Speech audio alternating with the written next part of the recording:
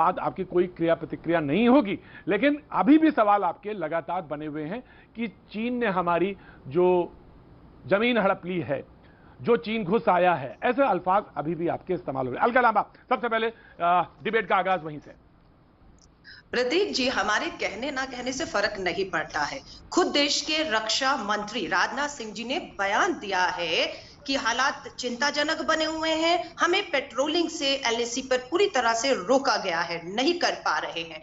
घुसपैठ पे प्रधानमंत्री जी कहते हैं ना कोई घुसा था, ना कोई घुसा हुआ है, ना हमारी किसी पोस्ट पे कब्जा है।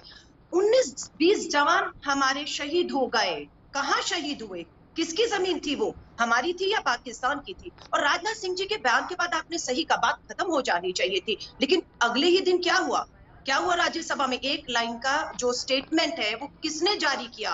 भारत सरकार के गृह मंत्रालय ने कहा कि पिछले 6 महीनों में भारत चीन की सीमा से कोई घुसपैठ नहीं हुई है। इससे बड़ा धोखा क्या हो सकता है? ये कितनी भाषाएं बोल रहे हैं।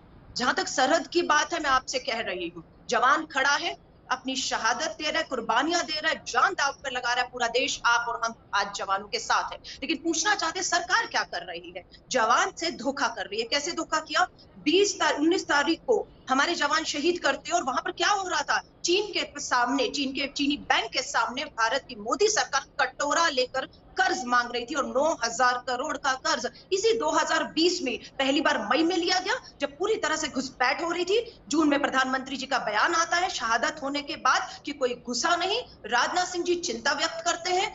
वेबसाइट जो हमारे रक्षा मंत्रालय के उससे उनके बयान को कि घुसपैठ हुई है, हमारे काफी पोस्ट पे उनका कब्जा हो चुका है, वो हमें पेट्रोलिंग से रोक रहा है, उसे हटा लिया जाता है। और फिर उसके बाद जो है वार्ता पूरी तरह फेल होती है। आज आप ही की साइट पे, एक सेकंड, आप ही की साइट पे खुद आप देखिए ट्विटर हुए हैं कि आज तो नेपाल की भी हिम्मत हो गई।